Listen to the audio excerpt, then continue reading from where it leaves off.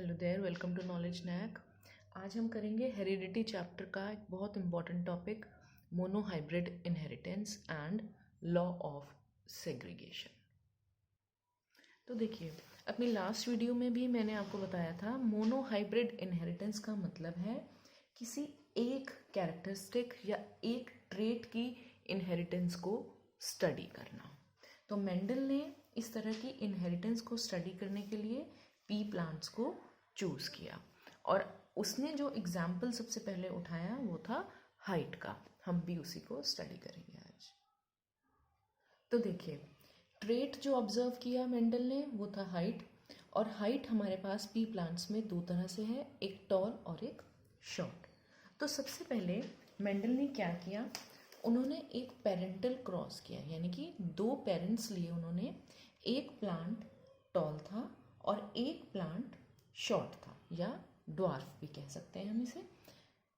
तो उसने इन दोनों का एक क्रॉस कराया। जब टॉल और शॉर्ट को क्रॉस करवाया तो उसने ये ऑब्जर्व किया कि जो प्रोजेनी बनी इनके क्रॉस से, जिसे हम F1 जनरेशन कहेंगे, उसमें सभी प्लांट्स जो हैं वो टॉल थे, यानी कि 100% रिजल्ट आया टॉलनेस का। F1 जनरेशन में कोई भी प्लांट ड्वार्फ नहीं था, जबकि एक पेरेंट हमारे पास ड्वार्फ प्लांट का था, लेकिन रिजल्ट में, प्रोजेनी में, ऑफस्प्रिंग में, या कहें F1 जनरेशन में ये कैरेक्टरिस्टिक शो नहीं हुई। सिर्फ एक कैरेक्टरिस्टिक शो हुई। तो इसका कंक्लूजन क्या निकाला मेंडल ने? F1 showed trait of only one parent. कौन सा ट्रेट शो हुआ? टॉलनेस का। Trait of second parent did not show up, यानी कि ड्वार्फनेस का जो ट्रेट था, जो कैरेक्टरिस्टिक थी, वो F1 जनरेशन में नहीं दिखाई दी। अब पेरेंटल क्रॉस करने के बाद मेंडल ने सेकेंड स्टेप में क्या किया? अब मेंडल ने F1 क्रॉस करा, मतलब जो F1 जनरेशन में हमें प्लांट्स मिले थे सभी टॉल थे, उनमें से दो प्लांट्स उठाए, दोनों टॉल, उन दोनों को आपस में क्रॉस करवाया। तो अब जो प्रोजेनी मिली हमें उसको कहा गया F2 जनरेशन। तो F2 में क्या ऑब्जर्वेशन थी? टॉल और शॉर्ट दोनों तरह के प्लांट्स दिख रहे थे, शॉर्ट कहें या आप ड्वार्फ कहें, और इनकी रेशियो क्या थी? 3:1, यानी कि 3/4 प्लांट्स ऐसे थे जो टॉल थे और 1/4 प्लांट्स ऐसे थे जो ड्वार्फ थे। अब देखिए, अगर हम देखें कि इनके जो पेरेंट्स हैं वो हैं ये दोनों, और इनमें कहीं ड्वार्फनेस का कैरेक्टर नहीं है, लेकिन फिर भी ड्वार्फनेस का कैरेक्टर शो अप हुआ है। तो F1 क्रॉस से हम मेंडल ने ये कंक्लूड किया कि जो ड्वार्फनेस का ट्रेट पेरेंटल जनरेशन में था वो F1 में तो हाइड हो गया, लेकिन F2 में वो शो अप हो गया। उन्होंने कंक्लूजन दिया, trait of dwarfness was not lost in F1 but was suppressed. इसका मतलब जब पेरेंटल क्रॉस हमने करा और हमें टॉलनेस का ट्रेट मिला, ड्वार्फनेस का हमें दिख नहीं रहा है, लेकिन मेंडल ने कहा कि वो कहीं लॉस्ट नहीं हुआ, लेकिन वो सप्रेस हो गया, यानी कि वो दब गया है, वो फैक्टर जिसकी वजह से ड्वार्फनेस अपीयर नहीं हुई, हमें दिखाई नहीं दी किसी प्लांट में। लेकिन जब F1 को क्रॉस करवाया टॉल को टॉल से, तो वही ड्वार्फनेस का कैरेक्टर फिर से एक्सप्रेस हो गया, यानी F1 में वो सप्रेस हो गया था, लेकिन F2 में वो फिर से एक्सप्रेस हो गया है। तो इसीलिए उन्होंने कहा कि जो टॉलनेस का ट्रेट था वो हमारा डोमिनेंट है। डोमिनेंट का मतलब है जो ट्रेट खुद को एक्सप्रेस कर रहा है, और जो ट्रेट ऐसा है जो दब रहा है किसी एक जनरेशन में, जैसे इसमें ड्वार्फनेस का ट्रेट दब गया तो उसको उन्होंने नाम दिया रिसेसिव ट्रेट। तो जो टॉलनेस और शॉर्टनेस दो तरह की हाइट्स हैं, उसमें टॉलनेस डोमिनेंट ट्रेट है और शॉर्टनेस रिसेसिव ट्रेट है। तो ये तो थे मेंडल ने जो क्रॉस करे और उनके जो उन्होंने कंक्लूजन निकाले। अब इसकी एक्सप्लेनेशन हम कैसे समझ सकते हैं कि ये जो रिजल्ट्स आए वो इसी तरह के रिजल्ट्स क्यों आए, अब इनको स्टडी करेंगे। तो देखिए, सबसे पहली बात जो मेंडल ने कही वो थी कि each trait is determined by a pair of factors, कि जो भी कोई एक कैरेक्टरिस्टिक है उसे कोई फैक्टर डिटरमाइन कर रहा है और वो फैक्टर पेयर की फॉर्म में प्रेजेंट है। मेंडल ने जिन्हें फैक्टर्स कहा था उन्हें हम आज की डेट में क्या कहते हैं, जीन्स। उस समय ये एक्सपेरिमेंट्स की स्टार्टिंग थी तो मेंडल ने नाम दे दिया था फैक्टर्स। तो अगर हम पेरेंटल क्रॉस को दोबारा से देखें तो जो टॉल प्लांट था उसके फैक्टर्स हुए कैपिटल टी, और जो ड्वार्फ प्लांट था उसके फैक्टर्स हुए स्मॉल टी। देखिए कैपिटल और स्मॉल हम किस तरह से लेंगे, जो हमारा डोमिनेंट कैरेक्टर होगा उसको हम कैपिटल अल्फ़ाबेट से लिखेंगे और जो रिसेसिव कैरेक्टर होगा उसको हम स्मॉल अल्फ़ाबेट से लिखेंगे। और अभी हमने पीछे देख ही लिया कि टॉलनेस जो है वो डोमिनेंट कैरेक्टर है, इसलिए टॉलनेस को हमने कैपिटल टी लिखा। ये हमेशा 2 अल्फ़ाबेट्स ही लेंगे हम। इसी तरह से ड्वार्फनेस को हमने स्मॉल टी 2 बार लिख कर लिया। तो ये हो गए इन पेरेंट्स के फैक्टर्स। अब क्या होता है, ये जो फैक्टर्स हैं हमारे ये सेपरेट हो जाएंगे। जो हमने 2 अल्फ़ाबेट्स लिखे हैं ये दोनों हम अलग अलग लिख देंगे और अब हम इन्हें बोलेंगे गैमीट्स। तो हम कह सकते हैं कि जो फैक्टर्स हैं वो गैमीट्स में सेपरेट हो गए। तो इसके कौन कौन से गैमीट्स बने टॉल प्लांट के, कैपिटल टी और कैपिटल टी दोनों अलग। इसी तरह से ड्वार्फ के स्मॉल टी और स्मॉल टी दोनों अलग। यही गैमीट्स हैं जिनके थ्रू कोई भी कैरेक्टरिस्टिक पेरेंट्स से प्रोजेनी के अंदर ट्रांसमिट होगा। यानी कि इन पेरेंटल प्लांट्स के जो कैरेक्टरिस्टिक हैं वो इनकी आगे फर्दर आने वाली जनरेशन में ट्रांसफर होंगे इन गैमीट्स के थ्रू। कैसे होंगे ट्रांसफर, क्रॉसिंग के थ्रू। ये जो गैमीट्स हैं इनका अब हम क्रॉस करेंगे। किस तरह से करेंगे, देखिए जो ये 2 प्लांट पेरेंट्स के गैमीट्स बने हैं इनको हम इस तरह से ऊपर लिख लेंगे और जो दूसरे प्लांट पेरेंट के गैमीट्स हैं उनको हम यहाँ इस तरह से लिख लेंगे। और अब हम एक टेबल फॉर्म करेंगे, देखिए इस तरह से।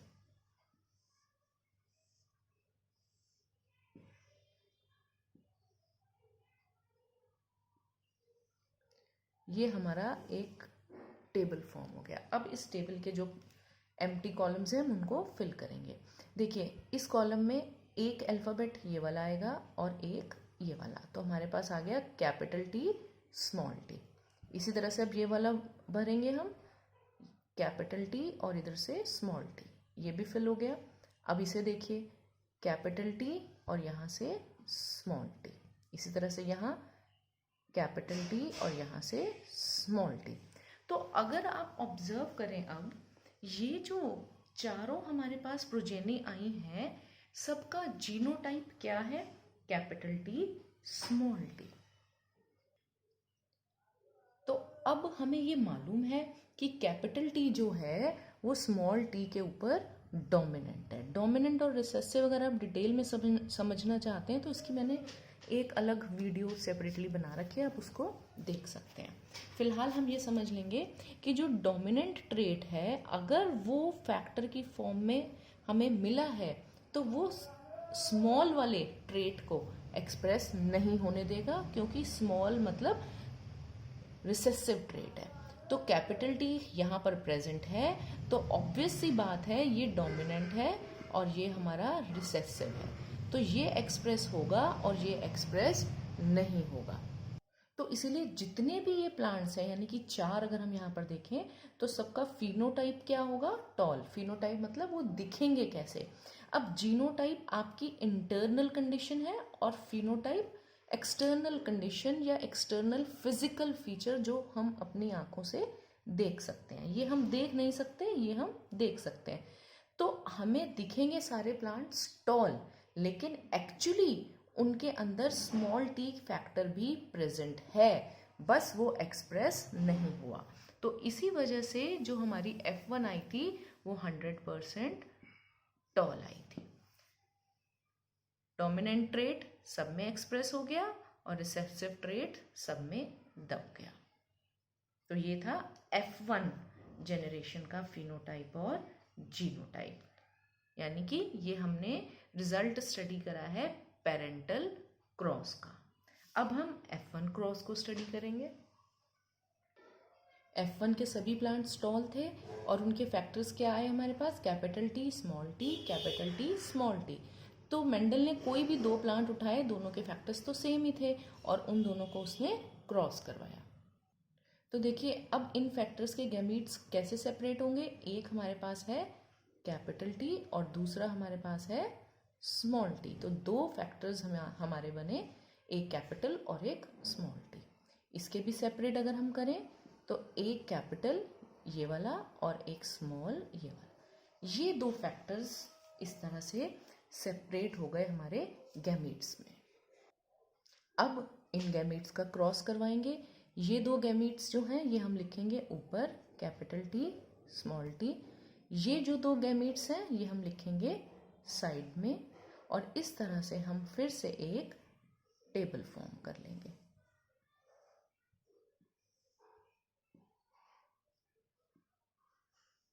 और जो हमारे पास एम्प्टी बॉक्सेस हैं अब हम इनमें फिल करेंगे। यहाँ अगर हम फिल करेंगे एक फैक्टर यहाँ से आएगा कैपिटल टी और दूसरा फैक्टर यहाँ से कैपिटल टी कैपिटल टी। इसमें देखें इधर से आया कैपिटल टी और यहाँ से आया स्मॉल टी। इसमें देखें ये कैपिटल और ये स्मॉल, इसमें देखें ये स्मॉल और इधर भी स्मॉल। तो इस तरह से हमने सभी बॉक्सेस फिल कर लिए। आपको ध्यान देना है कि अगर कैपिटल एग्जिस्ट करता है तो हमेशा आप पहले कैपिटल और फिर स्मॉल लिखें, आप स्मॉल टी कैपिटल टी ना लिखें, हमेशा पहले कैपिटल और फिर स्मॉल, ये सही मेथड है लिखने का। अब देखिए जो प्लांट्स की जीनोटाइप आई है वो क्या आई है, सबसे पहले कैपिटल टी, उसके बाद कैपिटल टी स्मॉल टी, फिर कैपिटल टी स्मॉल टी और लास्ट में स्मॉल टी। तो ये जीनोटाइप हमारे पास आई है। अब अगर हम इनकी फिनोटाइप देखें तो देखिए ये जो दोनों फैक्टर्स हैं कैपिटल के हैं और डोमिनेंट हैं दोनों फैक्टर्स, तो ये वाला प्लांट दिखने में कैसा होगा, टॉल। ये वाला प्लांट इसमें एक कैपिटल एक स्मॉल, एक कैपिटल आ गया तो मतलब वो एक्सप्रेस होगा ही होगा, तो ये प्लांट भी हमें दिखेगा टॉल। इसी तरह से ये सेम सिचुएशन है तो ये भी टॉल। अब ये वाला देखिए इसमें दोनों स्मॉल हैं, दोनों स्मॉल का मतलब अब कैपिटल नहीं है तो ये खुद को एक्सप्रेस कर सकता है, तो ये जो प्लांट हमें मिलेगा वो मिलेगा ड्वार्फ, या आप कह सकते हैं शॉर्ट प्लांट। तो हमें कितने तरह के प्लांट्स मिले, 3 टॉल और एक ड्वार्फ। तो इस तरह से 3 और रेशियो 1 का रेशियो हमें मिल गया, 3 टॉल 1 ड्वार्फ। और अगर देखिए हम इसको और एग्जैक्ट फॉर्म में लिखना चाहें तो हमारे पास क्या रेशियो है, 1:2:1। क्यों, क्योंकि ये हमारे पास है कैपिटल टी और दो हमारे पास ये सेम है कैपिटल टी स्मॉल टी, इसलिए इन दोनों को मिला के हमने लिख दिया 2, और ये दोनों स्मॉल इसलिए 1। और अब हम इन्हें 3:1 में क्यों लिख सकते हैं, क्योंकि फिनोटाइप दोनों का सेम है। तो ये जो है ये आपका जीनोटाइप का रेशियो है, तो हम इसे क्या बोल सकते हैं, दिस इज जीनोटिपिक रेशियो। और ये वाला जो है हमारा, ये हमारा फिनोटिपिक रेशियो है। तो फिनोटिपिक रेशियो और जीनोटिपिक रेशियो में ये डिफरेंस है आपका। ये इंटरनल फैक्टर्स की प्रेजेंस शो करेंगे हम इसमें, और इसमें एक्सटर्नल फीचर्स की प्रेजेंस बताएंगे। तो इस तरह से अगर आपको F2 जनरेशन शो करनी है, ये सारे जो आए हैं ये हमारे F2 जनरेशन है, तो आपको F2 जनरेशन का क्वेश्चन पूछें तो आप ये पूरा प्रोसेस लिखेंगे। पहले पेरेंटल क्रॉस लिखेंगे, उसके बाद F1 क्रॉस लिखेंगे, पेरेंट्स को क्रॉस कराएंगे तो F1 जनरेशन मिलेगी, F1 को क्रॉस कराएंगे तो F2 जनरेशन मिलेगी। और इस तरह से हमारा ये मेंडल का एक्सपेरिमेंट कंप्लीट हो गया। अब इस एक्सपेरिमेंट के बेसिस पर मेंडल ने एक लॉ दिया जिसे उन्होंने कहा लॉ ऑफ सेग्रीगेशन। इसे फर्स्ट लॉ ऑफ इनहेरिटेंस भी कहा गया। तो क्या था ये लॉ? द कैरेक्टरिस्टिक्स और traits of an organism are determined by internal factors which occur in pairs. मतलब कोई भी कैरेक्टरिस्टिक जो है उसे कौन डिटरमाइन करेगा? उसके अंदर प्रेजेंट फैक्टर्स, और वो फैक्टर्स किस फॉर्म में प्रेजेंट है? पेयर्स की फॉर्म में। मैंने आपको पहले भी बताया, जिन्हें आज हम जीन्स कहते हैं। आगे क्या बोला उन्होंने? Only one of a pair of such factors can be present in a single gamete. जो हमने अभी स्टडी करा कि जो कैपिटल टी है वो अगर गैमीट्स में कन्वर्ट होगा तो उसके अंदर सिंगल फैक्टर आएगा। इसी तरह से कैपिटल टी स्मॉल टी को भी जब हमने सेपरेट किया था, एक कैपिटल आया था और एक स्मॉल। तो इस तरह से ये सेपरेशन होगी फैक्टर्स की, और ये गैमीट्स जो बनेंगे वो सिंगल बनेंगे। यानी फैक्टर जो है पेयर्स की फॉर्म में है और गैमीट्स जो हैं वो आपके सिंगल फॉर्म में प्रेजेंट रहेंगे। तो ये था फर्स्ट लॉ ऑफ इनहेरिटेंस जो मेंडल ने मोनोहाइब्रिड क्रॉस के बेसिस पर फॉर्मुलेट किया था। और मुझे उम्मीद है कि आपको ये टॉपिक अच्छे से समझ में आ गया होगा। लेकिन फिर भी अगर आपके कोई डाउट्स हैं तो आप नीचे कमेंट सेक्शन में लिखकर मुझे बता सकते हैं। और लास्ट में देखिए, मैं आपसे फिर से वही रिक्वेस्ट करूँगी कि अगर आपने अब तक भी मेरे चैनल को सब्सक्राइब नहीं किया है तो प्लीज़ इसे जल्दी से सब्सक्राइब कर दीजिए और अपने फ्रेंड्स के साथ ज़्यादा से ज़्यादा शेयर कीजिए। Thank you so very much.